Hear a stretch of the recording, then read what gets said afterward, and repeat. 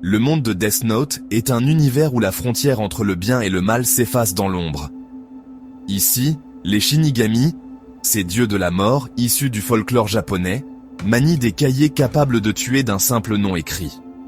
Mais bien avant que le nom de Kira ne devienne synonyme de terreur, un autre mythe prenait forme, celui de L, le détective légendaire, dont la réputation s'est bâtie sur la résolution d'affaires réputées impossibles à élucider.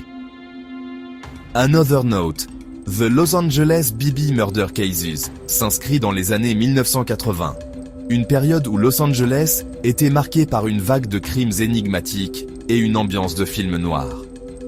Ce roman, écrit par Nishio Isin, s'insère habilement dans la chronologie de Death Note, en explorant une affaire qui a contribué à forger la légende de L. L'histoire est racontée par Mello, l'un des successeurs potentiels de L, qui nous livre non seulement les faits, mais aussi ses propres réflexions sur la psychologie de L et la complexité de l'enquête. Ce roman offre un aperçu unique du génie et des ténèbres de L, bien avant l'affaire Kira. On y découvre un L plus humain, confronté à ses propres limites et à la cruauté d'un tueur surnommé Beyond Birthday. Anecdote intéressante. L'auteur s'est inspiré de véritables affaires criminelles non résolues de Los Angeles pour renforcer l'authenticité de l'intrigue.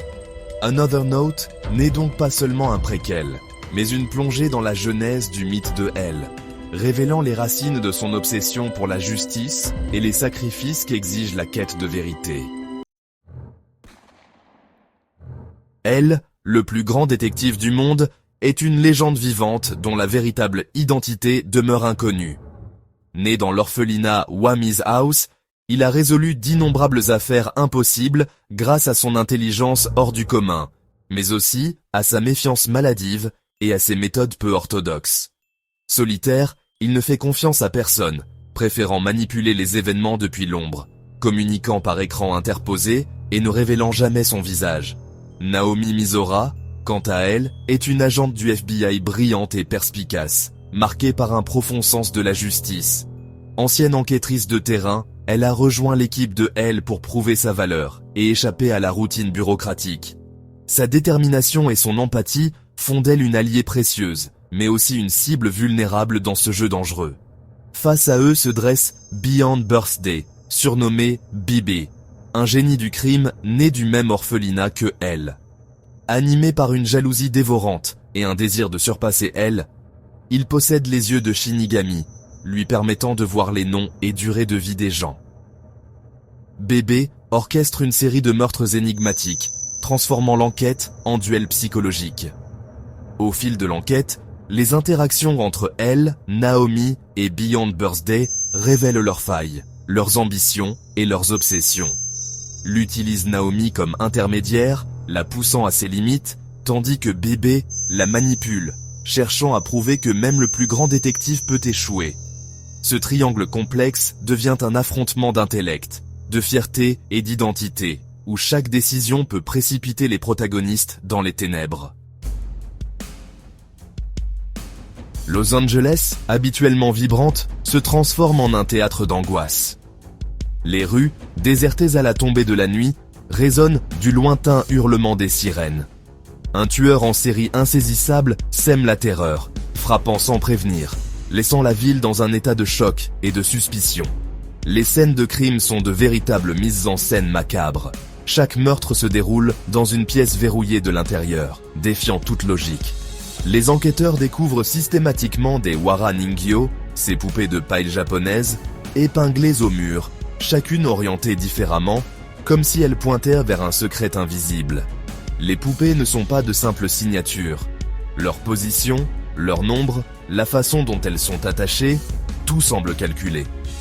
Les experts en symbolique s'interrogent. S'agit-il d'un message codé, d'un rituel ou d'une provocation directe à la police? La première victime, Believe Bridesmaid, est retrouvée sur une scène de crime impossible. Une scène de théâtre verrouillée de l'intérieur. Aucune trace d'effraction, aucun témoin. Les enquêteurs fouillent chaque centimètre carré, mais ne trouvent que des indices énigmatiques, des empreintes partielles, des fibres inconnues, et bien sûr, la poupée de paille. La presse s'empare de l'affaire, baptisant le coupable le tueur de Warreningio. Mais derrière ce surnom sensationnaliste, les enquêteurs sentent une intention plus profonde, une intelligence qui se joue d'eux à chaque étape. Naomi Misora, ancienne agente du FBI, est encore marquée par une perte récente. Pourtant, sa réputation d'analyste hors pair attire l'attention de Elle, le détective légendaire. Elle la contacte anonymement, lui confiant la mission de percer le mystère. D'abord hésitante, Naomi est fascinée par la complexité de l'affaire. Elle étudie chaque rapport, chaque photo, cherchant des motifs cachés dans le chaos apparent. Son esprit méthodique la pousse à reconstituer la chronologie des événements, à comparer les scènes, à dresser la liste des similitudes et des anomalies. C'est alors qu'apparaît Ru Ryuzaki, un détective excentrique, à la démarche étrange et au regard perçant. Derrière ce pseudonyme se cache en réalité Elle lui-même, venue observer de près la progression de l'enquête. Naomi et Ryuzaki forment un duo improbable. Ryuzaki pose des questions déroutantes, pousse Naomi à envisager des hypothèses improbables, à remettre en question ses propres certitudes. Pendant ce temps, le vrai Elle, à distance, analyse chaque rapport, chaque échange, traquant la moindre incohérence. Les indices s'accumulent. Des chambres closes, des noms de victimes étrangement choisis, des messages codés laissés sur place. Naomi remarque que chaque scène de crime contient un détail qui ne colle pas. Un objet déplacé, une trace de pas effacée, un mot griffonné à la hâte. Elle, de son côté, sent une présence familière derrière ces crimes. L'organisation, la minutie, la perversité du jeu rappellent un adversaire digne de lui. Un esprit aussi brillant que tordu. Le défi est lancé. B, le tueur, semble adresser chaque meurtre à Elle, le provoquant, le défiant de résoudre l'insoluble. Les indices sont des invitations à un duel intellectuel. Naomi, méthodique, reconstitue les déplacements du tueur, analyse les horaires, interroge les témoins, mais à chaque fois, B a anticipé ses mouvements, effaçant ses traces ou laissant de faux indices pour la dérouter. Chaque scène de crime devient un message codé, chaque indice une pièce d'un puzzle plus vaste. Naomi commence à percevoir un motif dans la disposition des poupées, dans le choix des lieux, dans la chronologie des meurtres. La ville entière retient son souffle. Les médias spéculent, la police est sous pression, et la peur s'installe dans chaque foyer. L'enquête prend une dimension publique, chaque nouvelle découverte étant scrutée et interprétée. Elle et Naomi savent qu'ils doivent déchiffrer le motif caché avant que le tueur ne frappe à nouveau. Chaque minute compte, chaque erreur peut coûter une vie. L'intellect du tueur se révèle à travers la cruauté de ses mises en scène, la précision de ses énigmes. Il ne tue pas seulement pour le plaisir, mais pour prouver sa supériorité. L'enquête devient une véritable course contre la montre. Naomi sent la pression monter, chaque découverte menant à une nouvelle impasse, chaque indice révélant une nouvelle couche de complexité. Les premiers fils de l'énigme commencent à se démêler, dévoilant une toile d'obsession, de génie et de folie. Dans ce concours mortel, chaque détail, aussi infime soit-il, peut faire basculer l'enquête. Naomi apprend à douter de tout, à questionner chaque certitude. Pourtant, la véritable identité et les motivations du tueur restent enveloppées de ténèbres. Chaque réponse soulève de nouvelles questions. Le jeu ne fait que commencer. Les premiers indices ne sont que la surface d'un abîme bien plus profond, où chaque mouvement compte et où la moindre erreur peut être fatale. Les meurtres s'intensifient. Chaque scène de crime est un tableau macabre, où le sang dessine des motifs énigmatiques sur les murs. Les indices s'accumulent, des poupées Warreningio clouées à des endroits précis, des messages codés écrits à la hâte, des empreintes effacées avec soin. Mais chaque découverte s'accompagne d'une tromperie, un alibi trop parfait, une fausse piste savamment orchestrée, un témoin qui disparaît mystérieusement. Naomi et Elle déchiffrent un à un les pièges du tueur. Mais à chaque avancée, le jeu s'intensifie. Le tueur semble anticiper leurs moindres mouvements, utilisant les yeux de Shinigami pour rester toujours un pas devant. La tension monte, la ville retient son souffle, et l'ombre d'un retournement de situation plane sur l'enquête. Le coup final, inévitable, approche à grands pas. La justice, dans Death Note, Another Note, n'est jamais un absolu. Elle se tord, se contorsionne, se redéfinit selon les perspectives de ceux qui la poursuivent. Elle incarne une justice froide, méthodique, presque mécanique. Il ne cherche pas la vérité pour elle-même, mais pour imposer un ordre, quitte à manipuler, mentir ou sacrifier l'humain au profit de la résolution. Par exemple, il n'hésite pas à instrumentaliser Naomi Misora, la poussant à ses limites morales pour atteindre son but. Cette justice, bien qu'efficace, interroge. Jusqu'où peut-on aller pour arrêter le mal sans devenir soi-même ambigu? À l'opposé, Beyond Birthday, ou B, se moque de la justice. Pour lui, le crime n'est pas un acte de rébellion contre l'ordre, mais un jeu intellectuel, une provocation lancée à elle et au monde.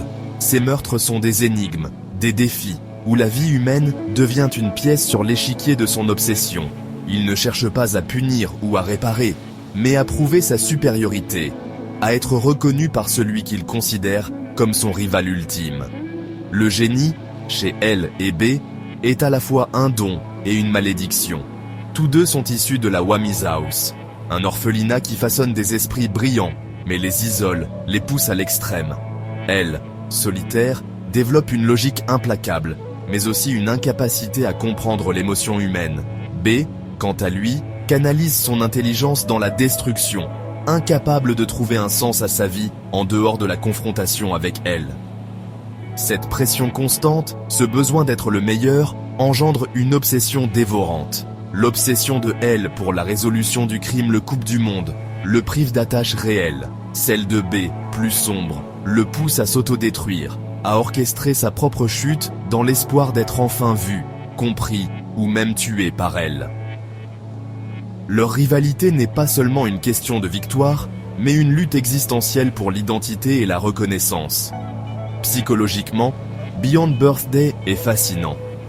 Né avec les yeux de Shinigami, il voit la mort partout, ce qui le condamne à une existence hantée, incapable de se connecter à la vie ou à l'empathie.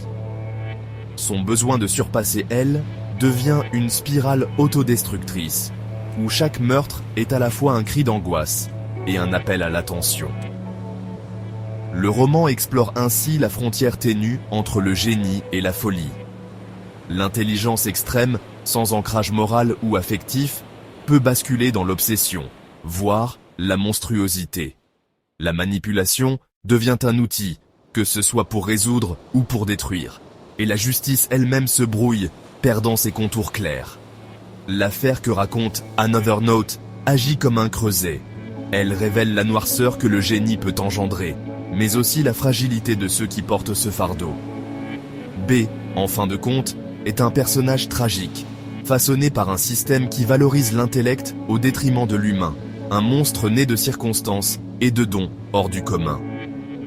La poursuite de L, implacable, n'est pas exempte d'ambiguïté morale.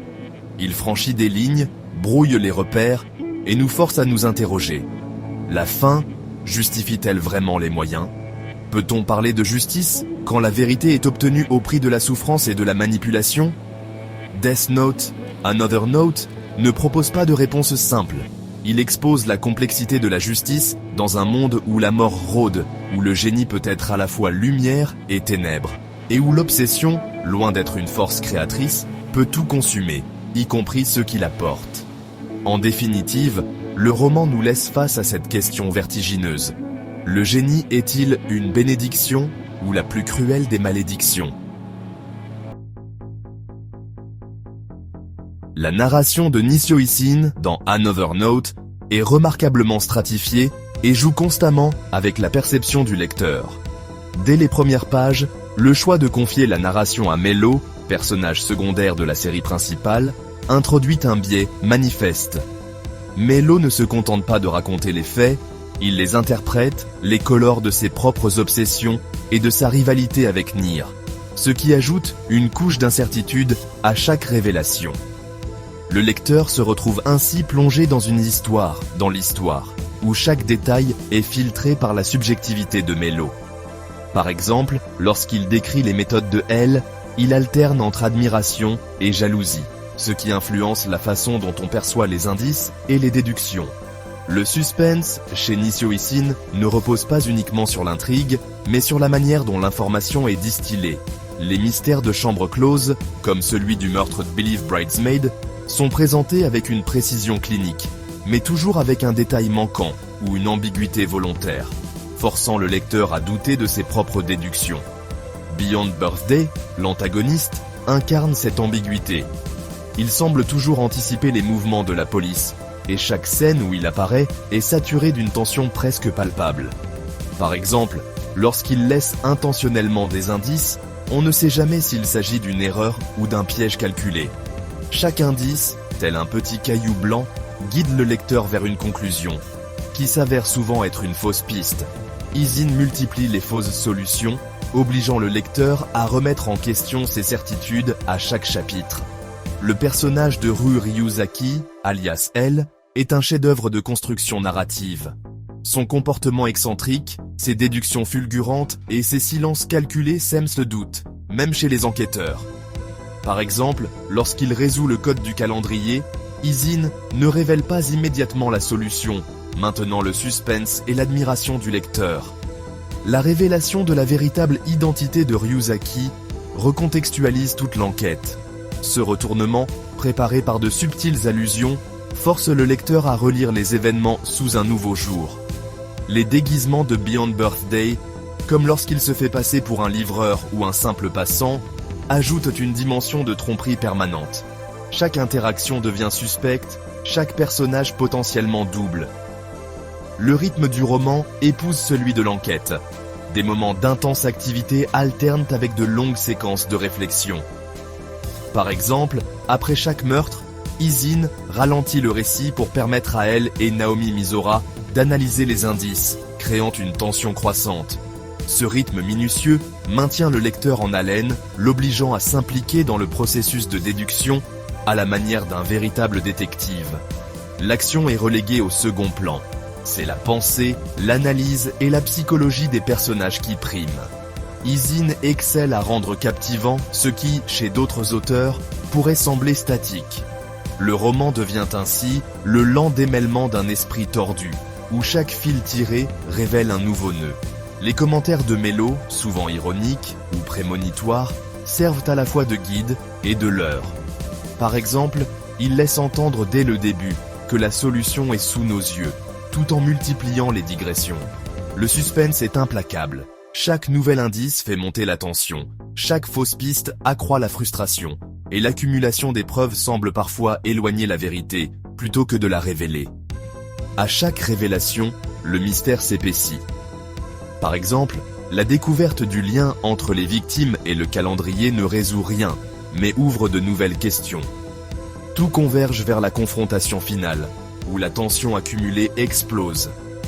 Ishin y déploie toute sa maîtrise du suspense, offrant une résolution à la fois logique et dérangeante, fidèle à l'esprit de Death Note. Another Note s'inscrit dans la grande tradition des mystères en chambre close, rendant hommage à des maîtres comme John Dickson Carr, Gaston Leroux, mais aussi Agatha Christie et Edgar Allan Poe. Comme Le mystère de la chambre jaune de Leroux ou The Hollow Man de Carr, le roman propose des énigmes apparemment insolubles, où la logique et l'ingéniosité sont reines. Mais, là où Carr ou Christie privilégient la mécanique du crime, Another Note injecte une dimension psychologique moderne, à la manière de Gillian Flynn ou Stieg Larsson. Les meurtres de Beyond Birthday ne sont pas seulement des puzzles, mais des reflets de son esprit torturé. Comme chez Dostoïevski, le pourquoi du crime prend le pas sur le comment. Les motivations de B rappellent celles de Raskolnikov, complexes, ambiguës, presque philosophiques.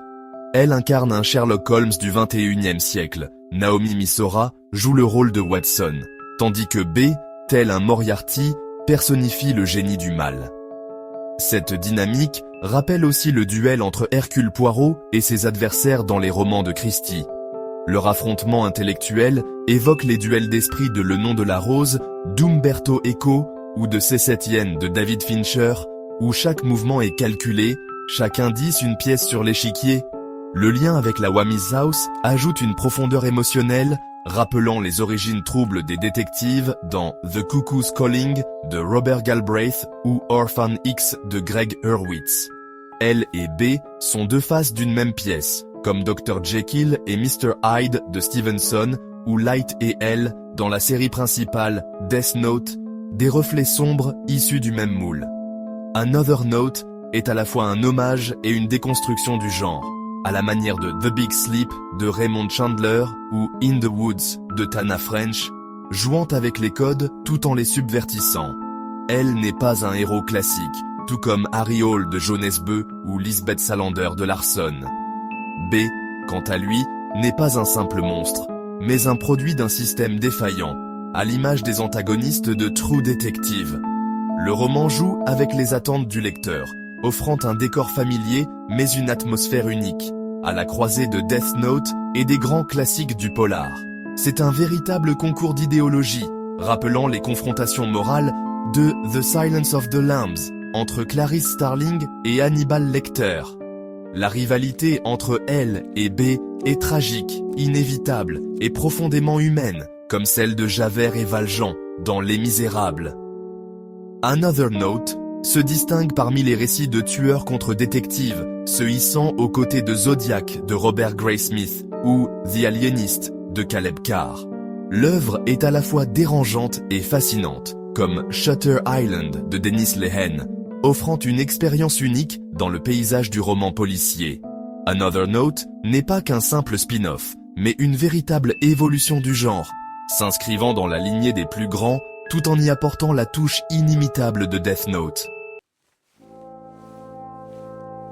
Dès sa sortie, Another Note a suscité un engouement considérable parmi les fans de Death Note et les amateurs de romans policiers.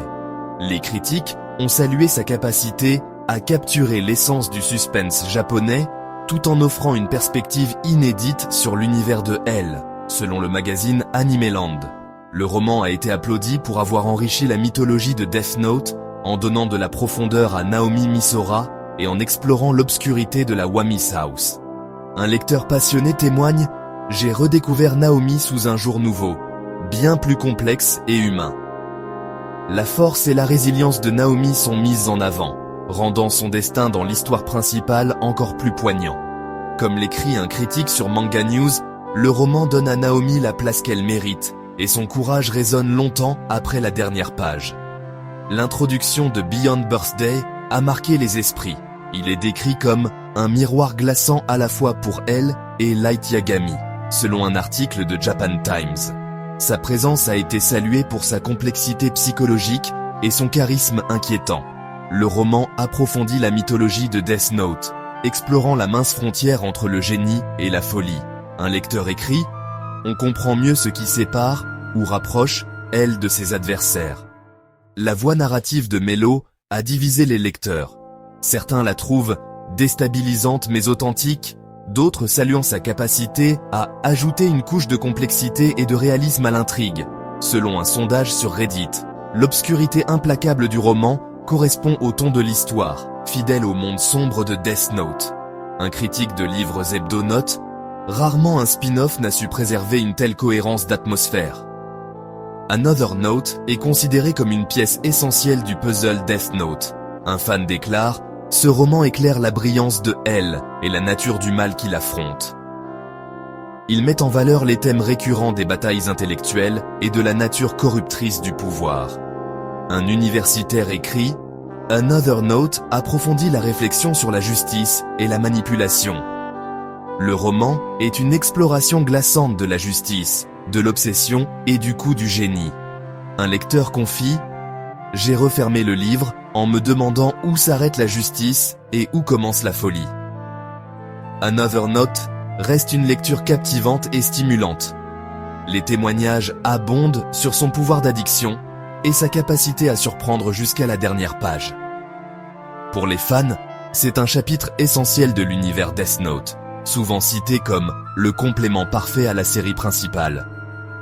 Et pour les nouveaux venus, Another Note s'impose comme une leçon magistrale de suspense et d'intrigue psychologique, ouvrant la porte à l'univers fascinant de Death Note. En définitive, l'impact et la signification durable d'Another Note résidant dans sa capacité à fasciner, à questionner et à enrichir l'héritage de Death Note, génération après génération.